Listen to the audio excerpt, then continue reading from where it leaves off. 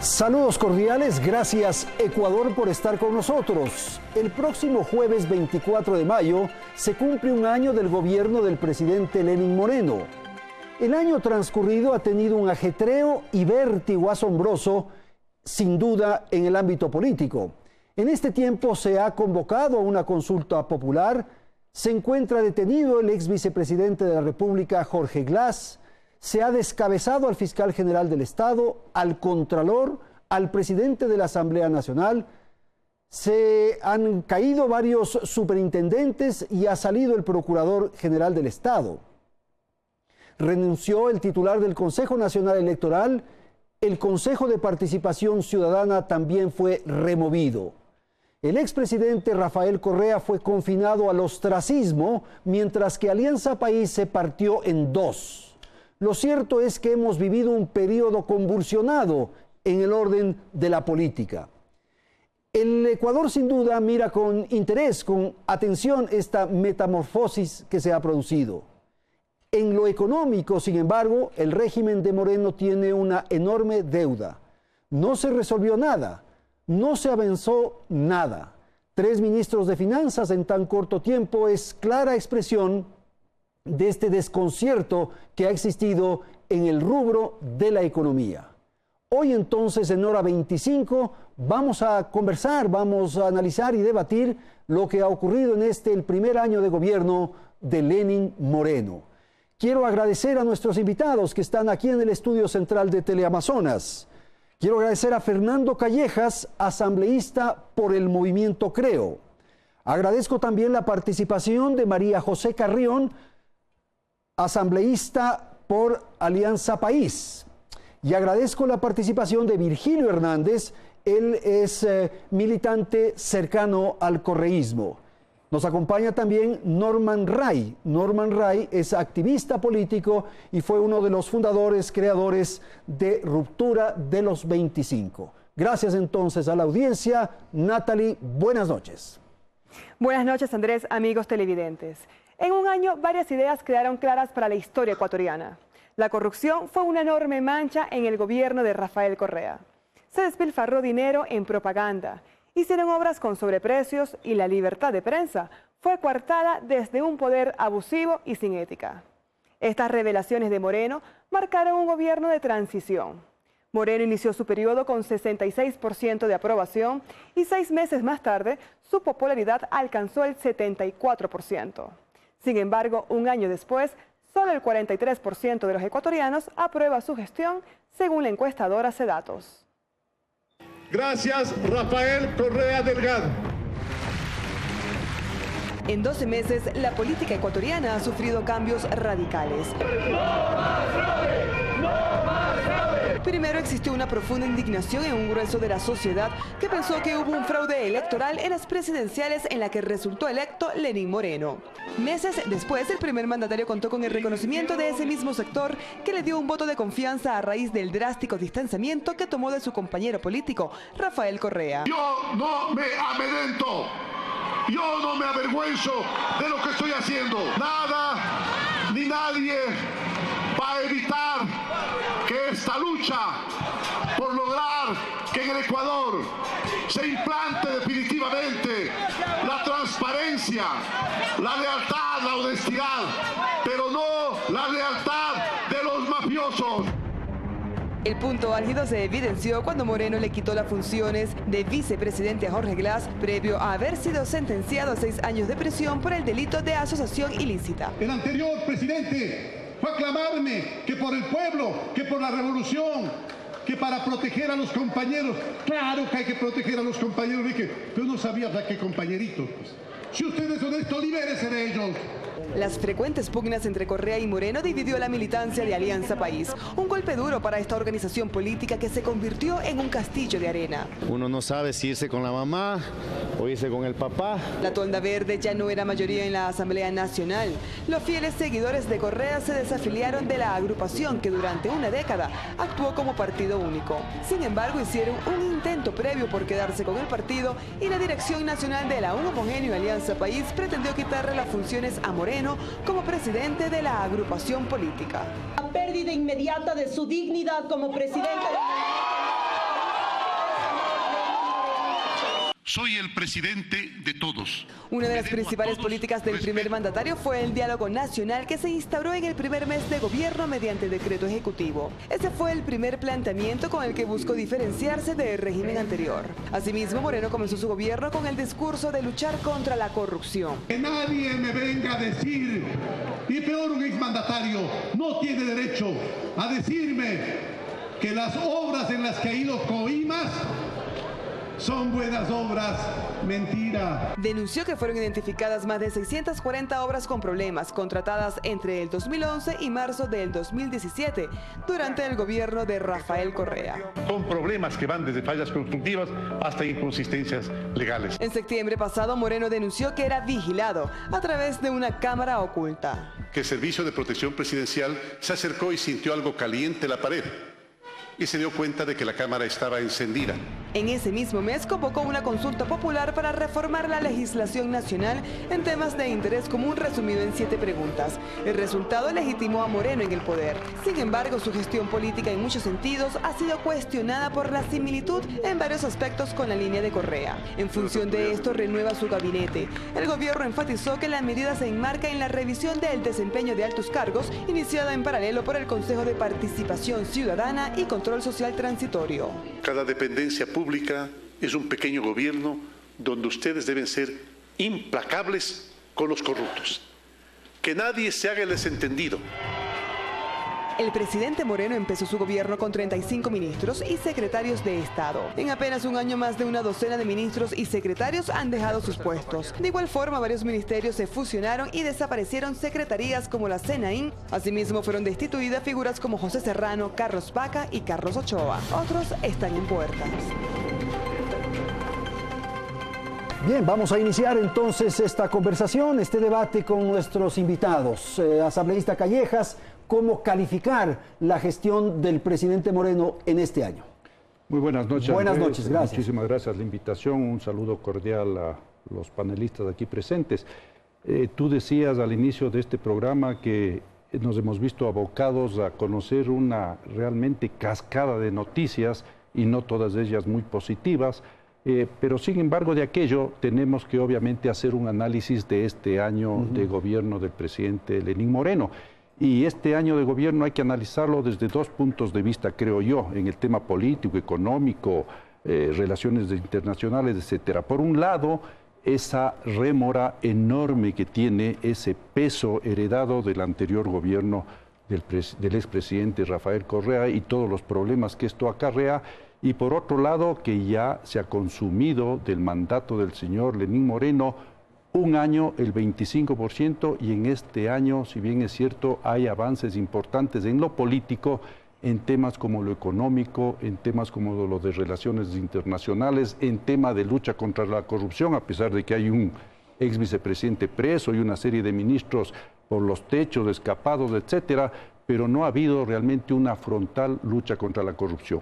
En el tema político ha habido un avance importantísimo para desmontar este perverso andamiaje político legal que es legado del correísmo, este manto de impunidad que se creó en todos los órdenes de la vida nacional, esta falta de respeto a la institucionalidad, a la división de poderes a través de la consulta popular, que es un gran acierto del presidente Moreno, y de habernos permitido a la Asamblea Nacional constituir un Consejo de Transición con personas probas, honestas, serias, que están haciendo su trabajo.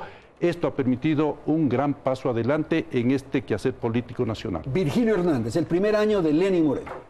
Mira, yo quisiera, en primer lugar, saludar efectivamente por la invitación y también a los contertulios de este panel.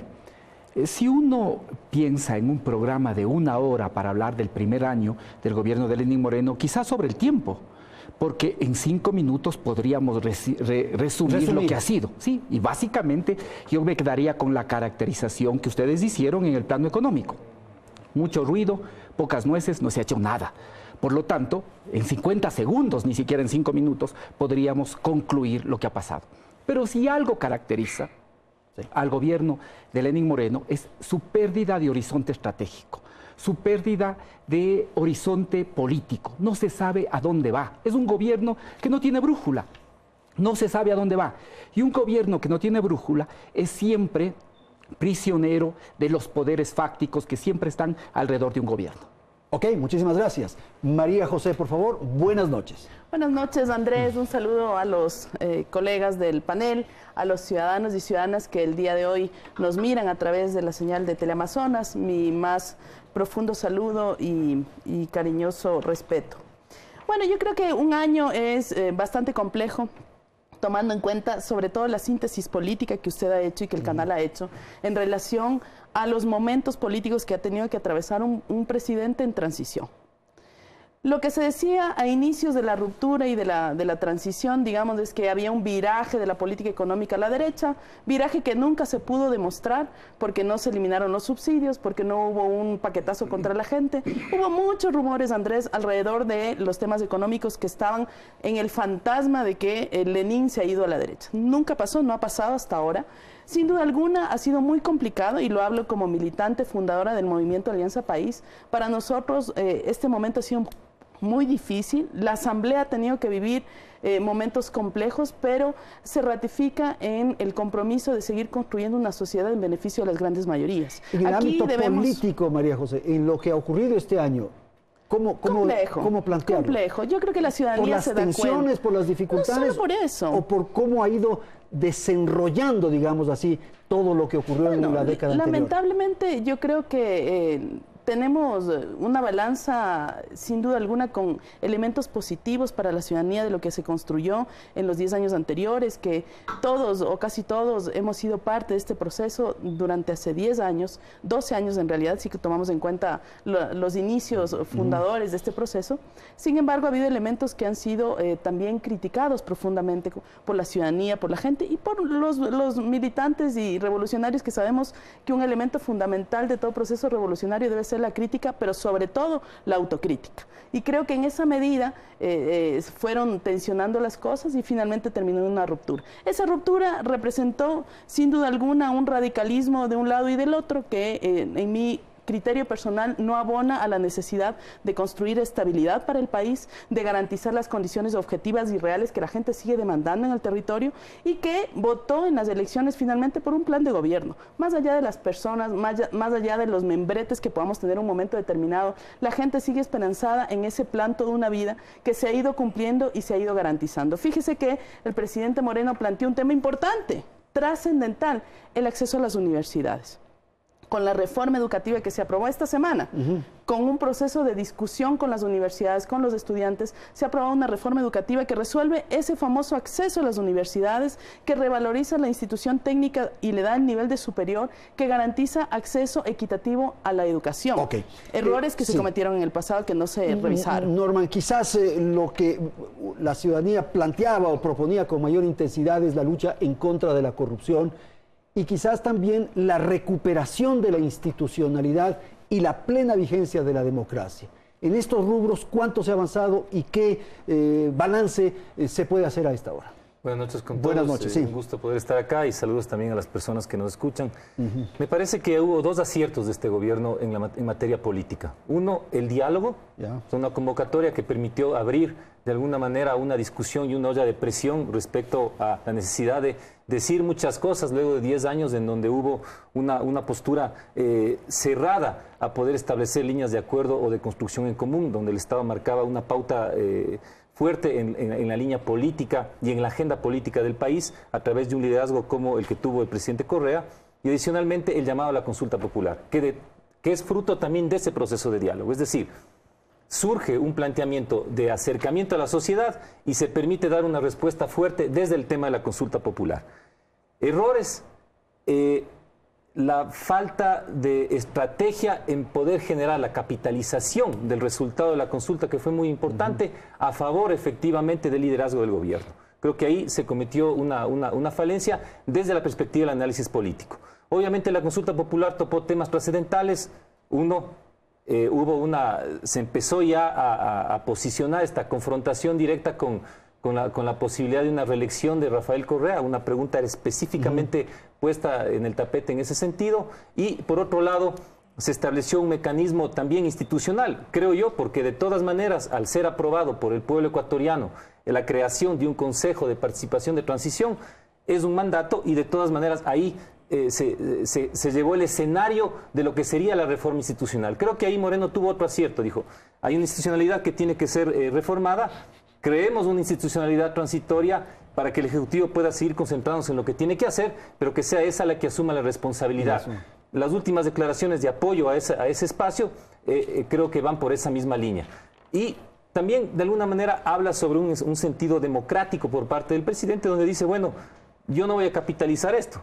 O sea, este es un proceso que la sociedad ha señalado y que sea ella la que vaya asumiendo en el apoyo que le dio efectivamente en las urnas a la creación del Consejo de Transición. Virgilio, el tema del diálogo y de la consulta popular como hechos positivos de este año. Mire, creo que todos estamos de acuerdo en posiciones de diálogo. El problema es que para dialogar hay que saber efectivamente qué es lo que se busca, cuáles son los grandes objetivos que se construyen. Aquí se publicitó efectivamente el tema del diálogo, pero ¿qué ha pasado ya un año? Porque no hay que quedarnos en los anuncios. ¿Qué ha pasado luego de un año?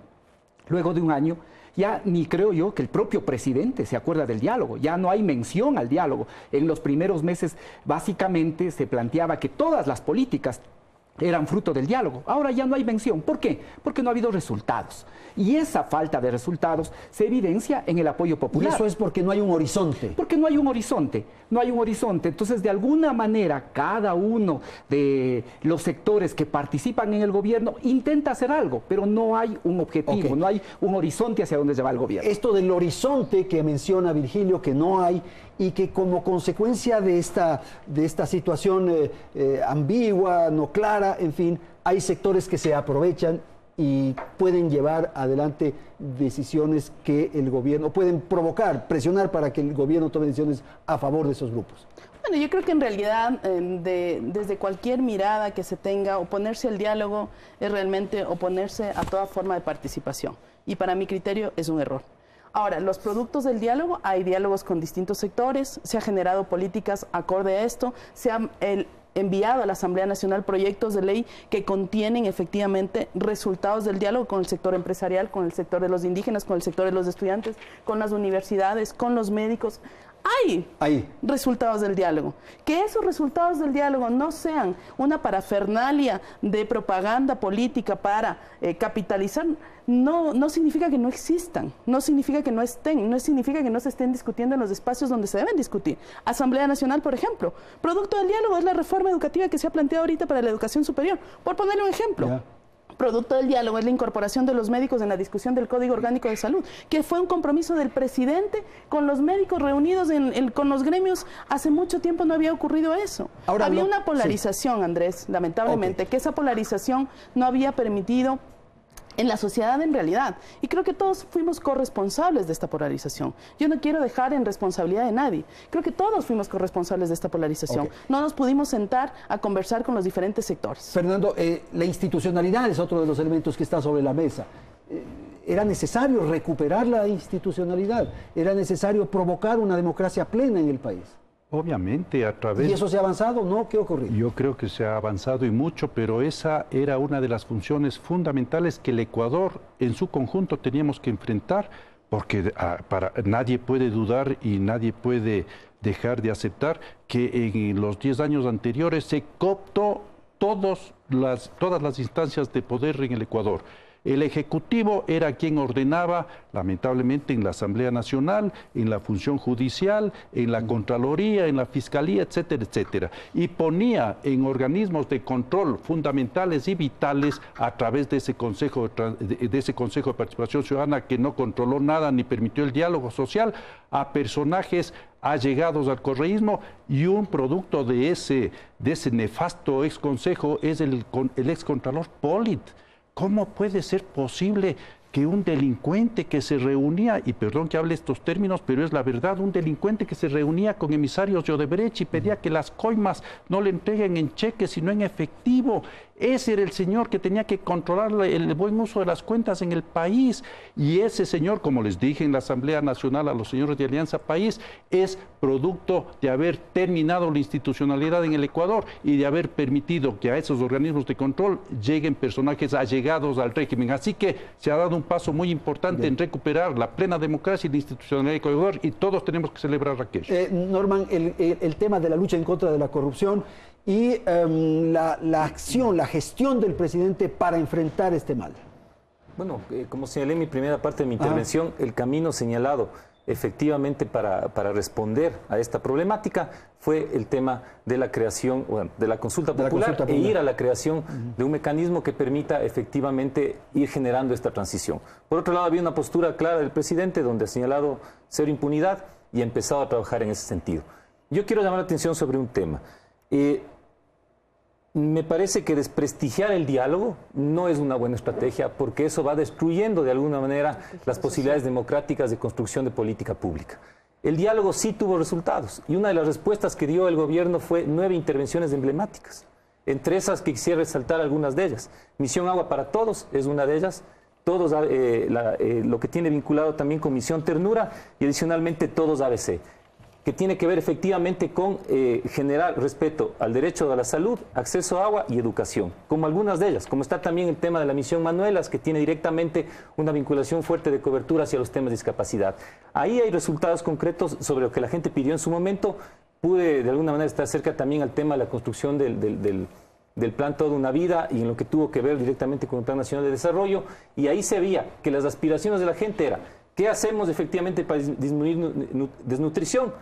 Bueno, ahí hay una respuesta: Misión Ternura. ¿Cómo hacemos para cerrar la brecha en los procesos de educación y los temas de analfabetismo y lograr que un gran porcentaje de la población pueda graduarse efectivamente en el bachillerato acelerado? ¿Qué tenemos en este momento? 18.713 jóvenes y adultos graduados, igualmente vinculados con los temas que acabo de señalar de la Misión Agua para Todos, donde efectivamente agua y saneamiento en 90 cantones de los más pobres, con una inversión de 250 millones más o menos, con el BEDE y también obviamente bajo el liderazgo de Senagua, logra efectivamente atacar un problema concreto que tiene que ver con eso. Es decir, el diálogo planteó unos temas y se les dio una respuesta. Ahora, es un primer año de gobierno y todavía está en disputa la realización del cumplimiento de esas metas en los próximos 3 años. Error solamente. Creo que hay un vacío muy fuerte en la manera en que el gobierno plantea la comunicación efectivamente en todas sus instancias de los resultados de lo que está haciendo. Creo que ahí hay que trabajar fuertemente y en su diálogo con la ciudadanía. Listo, señores, vamos a ir a una pausa, volvemos en un instante y vamos a analizar lo que ha ocurrido en la economía durante el gobierno del presidente Moreno. En un instante retornamos.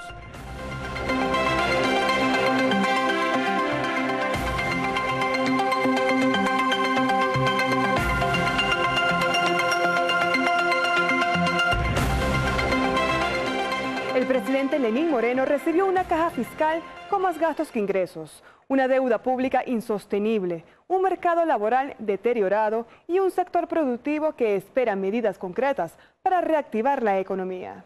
En apenas un año de gobierno han habido 3 ministros de finanzas. Sin embargo, Richard Martínez pudiera ser quien impulse un cambio de timón en el manejo de la economía del país, en la que aún no está definido el monto exacto de la deuda pública. La primera crítica en materia económica que realizó Lenín Moreno al gobierno anterior fue el excesivo gasto público y que por ello la economía del país está deteriorada. De ahí la célebre frase de "no hubo tal mesa servida como había garantizado Rafael Correa". ¿Acaso se dejó la mesa servida para que yo fracase? Para que fracase el gobierno y poder aprovecharse convirtiéndose en oposición allá, desde un ático. Sin embargo, uno de los aspectos más cuestionados del primer año de gobierno de Moreno ha sido el manejo económico.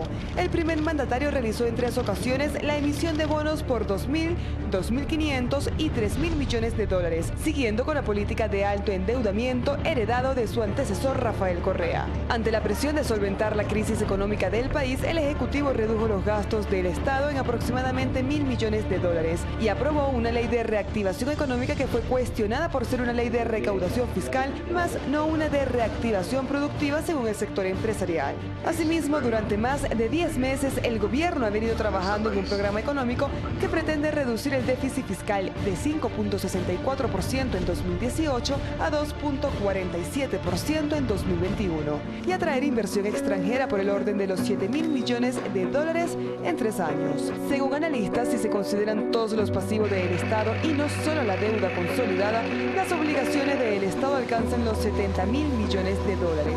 El nuevo ministro de Finanzas, Richard Martínez, ofreció restablecer el orden de las cuentas fiscales del país. Mucho desorden en las cifras, muchas interpretaciones que no están sujetas a la técnica en las cifras. También hemos encontrado que se han detenido varios pagos que no tenían por qué haberse detenido. El ministro de Economía y Finanzas informó que la próxima semana presentará el nuevo proyecto económico a la Asamblea Nacional. No va a haber aquí medidas de shock, sino que vamos a hacer un ajuste gradual, de no incrementar impuestos, de facilitar muchas cosas. Richard Martínez señaló que es inevitable contratar nuevo financiamiento, pero dijo que se lo hará cumpliendo las recomendaciones de la Contraloría. A futuro debemos encontrar una solución estructural. Por esa razón, trabajaremos inmediatamente con la Asamblea Nacional para gestionar reformas que nos permitan actuar con responsabilidad. Según el informe de Contraloría, a finales del 2016 la deuda pública ascendió a 50.500 millones de dólares. Esto representó el 52.54% del Producto Interno Bruto de ese año, cuando el límite es de 40%. El monto incluye preventas y otras obligaciones internas que la administración anterior no consideraba como deuda. Particularmente las preventas petroleras, implicaciones del decreto ejecutivo 1218, que determinó un mecanismo de cálculo de la deuda por el cual la deuda interna no fue considerada. Un tema importante que viene discutiéndose con la real situación económica del país es lo relativo a la solvencia del IES. Ha quebrado el IES, el Fondo de Pensiones está en una situación tremendamente grave. El déficit actuarial del Fondo de Pensiones fluctúa entre 20.000 y 60.000 millones de dólares dependiendo del año base. Bien, vamos a empezar. Virginio, en el ámbito de la economía, que se considera o se señala con insistencia que es un problema para el gobierno, es una dificultad que no ha avanzado, la justificación que se da es esta frase que ya se ha vuelto legendaria: la mesa no estaba servida. Sí, a ver, permíteme de todas maneras robarme 30 segundos para responder a este nuevo consenso de los sectores de derecha que han tenido cada uno sus calificativos. Primero, democracia plena, yo no voy a discutir, pero con una consulta que no pasó ni siquiera lo que está previsto en la Constitución, es decir, dictamen previo de constitucionalidad. Yo, de igual forma, lucha contra la corrupción, yo estoy de acuerdo en la lucha contra la corrupción, porque quien comete actos de corrupción se coloca por encima de la sociedad y por encima de la ley. Pero al mismo tiempo, no puede establecerse como un mecanismo que yo primero sentencio, luego acuso y después recién investigo. Porque ahí no se sabe si lo que se está buscando efectivamente es la verdad o básicamente lo que se está buscando es venganza. Yo no desmerezco el diálogo, de hecho dije que los diálogos son positivos. El problema es que solo planes. Ha pasado un año y no han pasado de los planes. En el tema económico, para ir entrando al tema que es materia de este bloque, miren, es bueno, me alegra que María José, que es legisladora, conozca cuáles son las leyes a favor de los empresarios. ¿Qué es lo que ha pasado en la realidad? El 2 de abril, hace un mes y medio, se estableció un anuncio. Un mes y medio después no han llegado las propuestas a la Asamblea. Acaba de decir el ministro que recién van a llegar la próxima semana. Esto genera una situación de incertidumbre en la economía. ¿Qué es lo que ha pasado? Que en una economía en recuperación, que creció en el 2017 al 3%, con un barril de petróleo casi bordeando los 80, cuando está presupuestado en 41.9, que es otra cosa importante que hay que decir, con una deuda consolidada, lo han dicho los dos ministros del 34. De 60.000 millones. A ver, no, es que la deuda... Entonces, claro, manejar un país en esas condiciones la deuda es fácil. la deuda consolidada desde el 34.02 y la deuda agregada es del 46, según cifras oficiales. Estas son las cifras oficiales. Por lo tanto, lo que ha habido es ineptitud ineptitud, ha generado un ambiente de incertidumbre, no permitió que efectivamente se regule la salida de divisas en una economía dolarizada, se permitió que salgan las divisas y se está llevando con condiciones favorables. Recordemos que en el año 2014 teníamos petróleo de hasta $17. Ahora, con petróleo de $80, cuando está presupuestado a 41.9, se está llevando una situación económica lamentable por ineptitud. Okay. Ineptitud, Norman. Yo no. No, ineptitud es lo que dice Virgilio. Me señala con el dedo. Vamos aclarando. Por favor. Pero es más grave porque lo que señala de alguna manera, Virgilio, es que es ineptitud del gobierno. Ineptitud del gobierno. A ver, pienso que uno de los graves problemas de este año sí ha sido el tema del manejo económico. Coincido con el análisis inicial presentado por el programa Hora 25, que tener 3 ministros de finanzas en un año sí es un indicador de que no ha habido una definición de un plan claro hacia adelante. Creo que eso es importante. El otro tema que me parece clave es de que hay un informe de Contraloría en donde se establece efectivamente que existe, ¿no es cierto?, o que hubo un proceso de endeudamiento que superó los límites que estaban establecidos en la Constitución. Ese es un indicador que no puede quedar de lado. ¿Qué quiero decir con eso? Un informe de esas características ha generado de una u otra manera también en los funcionarios públicos una cierta situación de inmovilidad frente a las necesidades que el Ecuador necesita de endeudamiento para generar efectivamente la liquidez necesaria en el funcionamiento de la economía del Ecuador y el cumplimiento también de las metas señaladas en el propio presupuesto del Estado. Este me parece a mí que es el eje fundamental sobre el cual hay que apuntar y responder. Hay un informe de Contraloría, que es la institución que controla, que dice que la deuda superó. Ok, ¿cómo vamos a afrontar eso? El nuevo ministro te dice, ahí hay un camino. Y el propio Código de Finanzas Públicas te lo dice.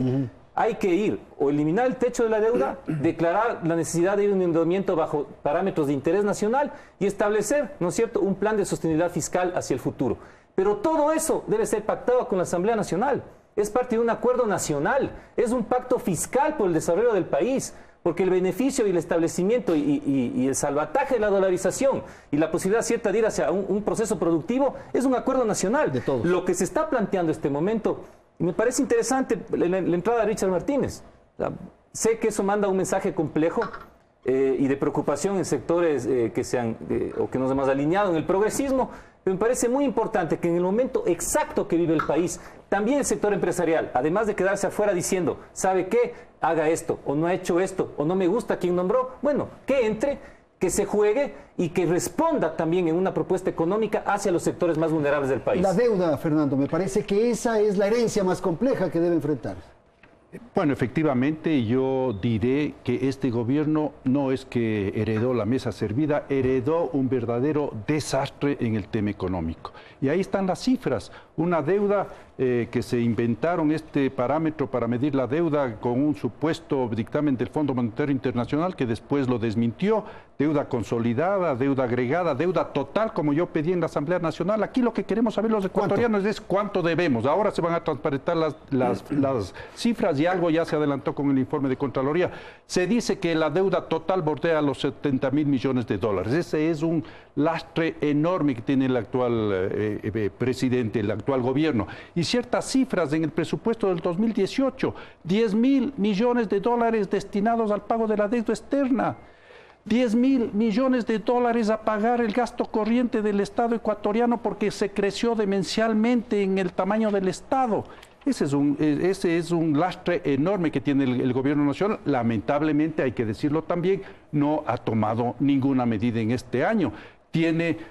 Tuvo como ministro al señor Carlos de la Torre, con el debido comedimiento obviamente, pero respondía a intereses del anterior gobierno, del señor expresidente Correa, y luego le pone a la señora, la distinguida dama Elsa Viteri, quien obviamente en 2 meses y medio no hizo absolutamente nada. Ahora nombra a un ministro que no me interesa si es vinculado a los sectores de la producción, al sector empresarial. Puede ser una persona de izquierda, de derecha, pero al menos este ministro ya nos dice que tenemos que reducir el tamaño del Estado, disminuir el déficit fiscal, transparentar la deuda pública, renegociar esa deuda y finalmente tomar medidas de real austeridad para ir poniendo en real contexto y en un norte adecuado la economía del país. María José.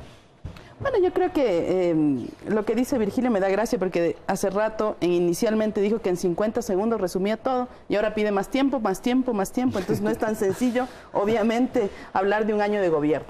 Más aún, si Virgilio fue inicialmente también consejero del presidente Moreno, debe saber más y debe conocer más de los adentros de esas discusiones. Por eso mismo. Yo creo que esencialmente yo me congratulo de tratar de estar enterada de todas las discusiones legislativas, no solo de la universidad, que ha hablado 2 veces de las universidades y los logros de los estudiantes, Virgilio, sino también que el empresariado se incorpore a una dinámica de producción nacional, por supuesto, eso está bien. Nunca podemos negar, el progresismo debe estar de la mano de todos los sectores, especialmente de los más vulnerables. Y en ese sentido ratificamos nuestra postura política alrededor de los sectores vulnerables. Pero es imposible pensar que en una sociedad donde todo está absolutamente conectado, podamos seguir construyendo políticas económicas aislados de la interconectividad de la sociedad. Es decir, los trabajadores necesitan empresarios honestos que paguen justamente, que aseguren al IES, que den adecuadas bonificaciones, que den las utilidades. Eso es lo que necesitamos, pero ese empresario también necesita tener condiciones de crédito adecuadas. Y de seguridad jurídica. Y para ese empresario tenga esa seguridad económica, tiene que haber también una seguridad jurídica. Por tanto, no podemos hablar del obrero en una isla, porque el obrero en una isla no existe. El obrero vive en una sociedad que es absolutamente concatenada. Y en esa medida, todos tenemos una importante responsabilidad de sacar adelante el país. No quiero entrar en los detalles si está más del 40, menos del 40. Esos finalmente tendrán que ser discusiones que se lleven en la Asamblea Nacional alrededor de las leyes económicas. Lo que sí quiero llegar es a decir, si todo el pueblo ecuatoriano no se une en base de un plan estratégico de desarrollo popular y productivo, no vamos a salir adelante. Y no podemos estancarnos en las discusiones de los membretes de la izquierda radical o de la derecha radical o de los empresarios no, o de los trabajadores no, o aquí nadie se sienta. Tenemos que construir una política real, objetiva y concreta, pensando en que el Ecuador debe por fin, con una política agraria específica y de productividad, salir de la primera exportación. Somos todavía exportadores de banano, de camarón, casi no hay valor agregado en nuestros productos y esa debe ser una preocupación de todos. La gran inversión que ha hecho el gobierno, y que ha venido haciendo en algunos años, en ámbitos de la CFN, en ámbitos de los gobiernos autónomos descentralizados, es muy importante. ¿Por qué, Andrés y compañeros? Porque ha permitido efectivamente que ya no se le dé al GAT, ¿verdad?, a la prefectura o a la alcaldía un crédito, si es que este crédito inicialmente no está atado a temas fundamentales como el agua potable, alcantarillado, obras básicas. Eso es desarrollo. Okay. Y eso es empezar a pensar, Andrés, en una economía real para la gente. La gente no vive del discurso politiquero, la gente vive, si tiene agua, si tiene alcantarillado, si tiene acceso, si tiene crédito blando, si tiene trabajo, la gente vive mejor y allá debemos apuntar. A ver, Virgilio. Sí, precisamente porque 2 meses y más participé en este gabinete es que puedo saber, por ejemplo, que en la primera reunión de Babahoyo dijo que había que superar el socialismo del siglo XXI. El día jueves ha dicho también que hay que superar el socialismo del siglo XX. No sé qué socialismo ahora estará buscando, seguramente el de los socialistas utópicos. Mira, esta es la primera cosa. Entonces, y no hay que superar, hay que estancarse. No, es que lo que pasa fundamentalmente es que es necesario la fuerza de la realidad poder tener respuestas desde el progresismo a los problemas del país y no repetir las viejas recetas de la derecha. ¿Qué es lo que está pasando aquí? Seamos claros, aquí hay un viraje muy claro.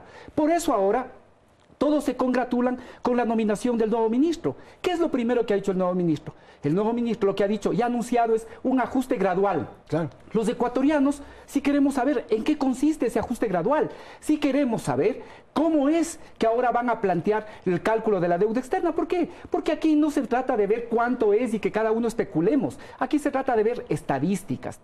Y para las estadísticas hay que coger los datos oficiales. ¿Cuáles son los datos que hasta ahora las propias autoridades económicas han señalado? Que el nivel de la deuda consolidada. ¿Cuál es la consolidada? La que el país debe hacia afuera, pues. Ese nivel está en el 34.02. Eso es el último dato. Y que el nivel de deuda agregada, 46. Esto es lo fundamental, ¿sí? De tal manera que no hay este sobreendeudamiento. Pero, ¿por qué se establece este consenso fabricado del sobreendeudamiento? Eso sí tiene un propósito. Es llevar al país a la orientación, a ir construyendo esta idea de que el único camino que queda es el ajuste. A eso nos están llevando, a buscar un ajuste de unas dimensiones gigantescas que finalmente afecten al pueblo ecuatoriano. Y mientras esto sucede, mientras estas discusiones se dan aquí, yo pregunto, ¿dónde están las 50.000 viviendas que había que hacer en este primer año? 50.000 viviendas estaba para este año. ¿Dónde están? ¿Dónde están los bonos variables que estaban pensados para este primer año? ¿Dónde está la minga agropecuaria? ¿Dónde está el plan de chartarización? ¿Dónde están todas las promesas que se hicieron? Esas han quedado en el absoluto olvido y abandono. Fernando. A ver, por favor, señores que nos escuchan, no podemos tapar el sol con un dedo. Hay un sobreendeudamiento del país y si no, que me expliquen, por favor, cómo es posible que tengamos que destinar 10.000 millones de dólares para el pago de la deuda externa. Si, como dice aquí el distinguido contertulio Virgilio Hernández, solamente debemos 36.000 millones, solamente 36.000 millones, entonces vamos a pagar en 3 años la deuda externa. No, señor, la deuda es muchísimo mayor y eso hay que decirlo. Y claro, pues no solamente es la deuda externa, es la deuda interna. Saquearon prácticamente, bueno, no voy a usar esta palabra, tomaron todos los recursos posibles del Seguro Social. En la Asamblea Nacional yo pedí que vengan las autoridades y nos expliquen la gravísima situación del Seguro Social, una deuda de alrededor de 13.000 millones de dólares al Seguro Social. Pero teníamos el jaguar latinoamericano. Era la claro, dejamos de aportar el 40% al fondo de pensiones a través de una medida en la Asamblea, yo diría inconstitucional, y la Corte Constitucional que tendrá que ser reevaluada después de 3 años, se acuerda que eso es inconstitucional. Así que el problema interno del país es gravísimo. Se despilfarraron la plata de una manera impresionantemente desfavorable a los intereses del país y ahora obviamente esa farra tenemos que pagar los ecuatorianos y no se trata por favor de un ajuste monstruoso contra los ciudadanos ecuatorianos, ajuste contra el que yo estaré, pero sí se trata pues de redimensionar por ejemplo el aparato del Estado. Con esto termino, Andrés. Puedes tú imaginarte que en el presupuesto que se aprobó en la Asamblea, obviamente con voto desfavorable mío, para gasto y servicios de consumo, 6.000 millones de dólares. ¿Cómo podemos vivir con un Estado de ese tamaño? Esa es la realidad económica del Ecuador. Norman. Yo quisiera señalar que la economía también tiene una articulación directa con el tema social, obviamente, es fundamental. Revisando un poco las cifras, se ve que en el Plan Anual de Inversiones se destinaron 1.873 millones para educación y que efectivamente, mejor dicho, para la inversión social, en donde el rubro de educación y salud es el más importante. Y adicionalmente, a través de esta modalidad que Virgilio señalaba de los bonos variables, se han habilitado más de 74.000 usuarios efectivamente ya al sistema. Entonces, a veces la política tiende a crear situaciones de generalización. Yo pienso que es muy importante, frente a este plan de sostenibilidad fiscal, hasta dentro del proyecto de económico urgente que se manda, pero sobre todo por este mandato del Código de Planificación y Finanzas Públicas.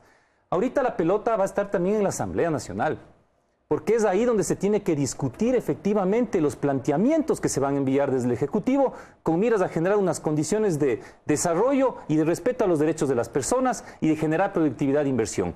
Esa discusión es mi aspiración, que responda efectivamente a la creación de un verdadero pacto fiscal por el desarrollo del país y los derechos de las personas, en donde efectivamente los sectores, el Estado, el sector empresarial, el sector de trabajadores, la sociedad en su conjunto, puede establecer ese acuerdo y caminar hacia adelante.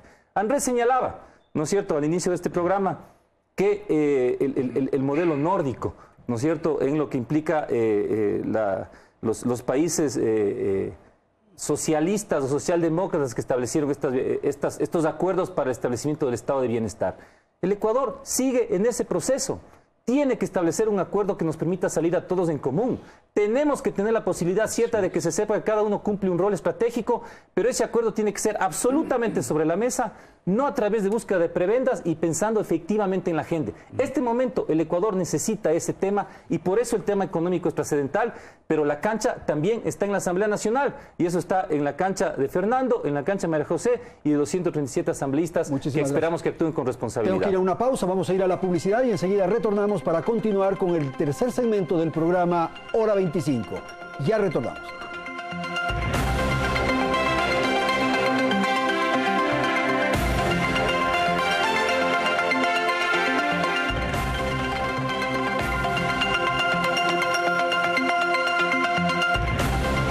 Bien, vamos a concluir. Este es el segmento final. Quiero dar la palabra a María José para que comente algo respecto a lo que se dijo en el segmento anterior sobre economía, sin perjuicio de analizar también la política, porque de alguna manera se combinan, y la posibilidad de llevar adelante los diálogos para este pacto fiscal que propone Norman, por favor.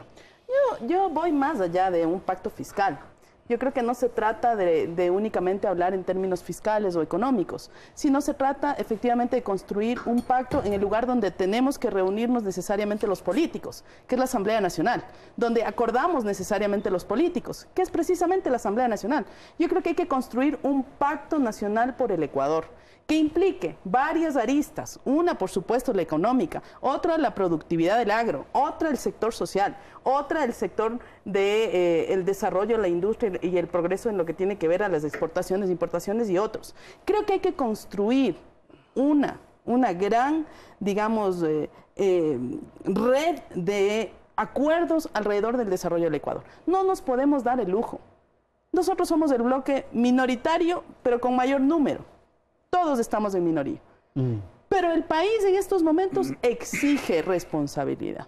Okay. Y la responsabilidad, Andrés, está porque todos los sectores políticos representados en la Asamblea Nacional y todos los sectores políticos representados en otras instancias lleguemos a consolidar una propuesta de estabilidad política, de estabilidad económica, de garantía de derechos y de progresividad de los derechos. Muchísimas gracias, Fernando. ¿Y cómo verá la ciudadanía? Ahora ustedes han hecho expresión, han hecho comentarios desde una dirigencia, desde una presencia política. La ciudadanía, ¿qué noticias tiene usted? Bueno, la ciudadanía lo que espera es que se trabaje en beneficio del ciudadano ecuatoriano, que pongamos de lado cualquier interés político partidista en beneficio de esa ciudadanía. Y tengo que decirlo, lamentablemente, en los últimos meses, por ejemplo, en la Asamblea Nacional, se privilegió esta pelea interna que había en Alianza País en detrimento de los intereses de los ciudadanos. En todo caso, lo que decía Norman, efectivamente en la Asamblea tendremos que ser responsables de asumir nuestra responsabilidad respecto a este desbarajuste que está viviendo la economía del país, porque hay que decirlo claramente, es un desbarajuste total. Si el nuevo ministro plantea que se debe subir el tope máximo de la deuda con respecto al PIB para de alguna manera sacar adelante el país, eso habrá que analizarlo muy seriamente porque tendrá que haber ahí sí una corresponsabilidad del gobierno nacional en el sentido de qué medidas va a tomar el gobierno nacional para que ese recurso no sea nuevamente despilfarrado y desviado de los sagrados intereses que interesan, valga la redundancia, a los ciudadanos ecuatorianos. Y unas dos cosas, Andrés, que son... Por ejemplo, ¿qué piensa la ciudadanía respecto a libertad de expresión? Eso iba a decir. Un saludo cordial a Ángel Polibio Córdoba, quien antes de entrar al programa me daba ciertos datos y conversaba con Ángel Polibio Córdoba y le decía, a diferencia de lo que se piensa, los ecuatorianos somos muy conscientes de lo que está sucediendo en el país y en el gobierno nacional. El gobierno del presidente Moreno ha sufrido en los últimos meses bajas permanentes, pero tiene ciertos rubros altos todavía. Por ejemplo, el diálogo nacional, lo ven bien, el respeto a la libertad de expresión lo ven bien, el tema económico lo ven muy mal, el tema de relaciones exteriores lo ven pésimo. Entonces, esos temas son los que el gobierno nacional tendrá que ir enmendando. Y una cosa final, dos cosas muy puntuales, rápidamente. La política internacional tiene que cambiar. La política internacional no se le puede llevar en base a una ideología ya a este momento trasnochada, sino a los intereses del país. Y otra cosa, un pedido puntual al señor presidente de la República, que lo llevé también a la Asamblea y no se aprobó, que constituya esa comisión de lucha anticorrupción con asesoría de la ONU. Se necesita eso porque estamos escandalizados de todos los hechos de corrupción que cada día se conocen. Gracias. Virgilio. Mire, los legisladores de la Revolución Ciudadana han demostrado que actúan con responsabilidad, que no son una oposición ciega ni absurda, ¿sí? Que actúan con responsabilidad. De hecho, esta reforma educativa que tanto se ha mencionado aquí fue votada y además la mitad del tiempo fue dirigida por un militante de la Revolución Ciudadana, de tal manera que se actúa con responsabilidad. Y ya no es posible, lo que el país no entiende es que un año después, se siga culpando de todo absolutamente a lo que fue el gobierno anterior. Lo que necesita el país en este momento es claridad. Ha pasado un mes y medio y tiene que decirnos ahora cómo va a bajar el déficit. ¿Qué va a significar, por ejemplo, la reducción anual del gasto del Estado en 1.000 millones? Eso significa despidos, 60.000 trabajadores públicos van a ser despedidos. No olvidemos que este gasto público que se sataniza se invierte básicamente en educación, salud, cohesión social. ¿Qué va a pasar con los temas de flexibilización laboral? Eso la gente quiere saber. ¿Qué va a pasar y cuál va a ser la magnitud de la amnistía tributaria que se ha señalado? Todas estas cosas tienen que hablarse ya con claridad, tiene que asumir la responsabilidad. Si algo puede caracterizar, y vuelvo a la frase con la que empecé, es efectivamente un gobierno que ha perdido el rumbo, que ha desperdiciado un año, que ha sido inepto en el tema económico, que en el tema político no ha pasado de los planes, que en el tema social no ha cumplido. Hasta ahora la gente sigue esperando. El plan Toda una Vida parece que le va a tocar a la gente esperar toda una vida. En materia de seguridad, improvisado, con desconocimiento. Y en materia de relaciones internacionales, sin un rumbo claro. Por lo tanto, es un gobierno que ha desperdiciado un año, lamentablemente, y ha perdido el rumbo ideológico y político. Norman, contigo terminamos. Sí, pienso que si bien ha habido un manejo errático en el tema económico, sí vale la pena señalar que ha habido una postura clara y una apuesta por el tema social. El presupuesto que yo señalé, 1.833 millones en inversión social, fuertemente en educación y salud. Hay una postura clara de lo que se ha escuchado de algunos de los ministros del área en el sentido de que ahí no se puede reducir y eso implica básicamente médicos y maestros. Lo de seguridad también frente al tema de la frontera ameritará también una inversión clara en ese sentido. El tema de abarcar el asunto con las intervenciones emblemáticas y los 9 puntos de respuesta al pedido del diálogo, el tema de Misión Agua para Todos, Misión Ternura, Todos ABC, en general están empujando con el tema de las manuelas y otros temas más, la viabilización del plan Toda una Vida. Ese es el camino, pienso que hay que poner esos énfasis y en ese plan, donde debe responderse en las cosas que han sido señaladas acá, en relación a la sostenibilidad fiscal del Ecuador hacia el futuro, llámese Pacto por el Ecuador, llámese Pacto Fiscal, el nombre que tenga, ese acuerdo tiene que prevalecer y defender efectivamente el derecho de las personas más vulnerables en el Ecuador. Yo creo que ese es el mensaje, el llamado es a la construcción de ese acuerdo, con todos los sectores, con las críticas que se pueda tener en el espacio de lo político, pero abrir ese espacio de debate inclusive con aquellos que no están de acuerdo con el gobierno nacional, porque de esa manera podemos generar una oportunidad para el Ecuador. Muchísimas gracias a Fernando Callejas, Virgilio Hernández, Norman Ray y María José Carrión.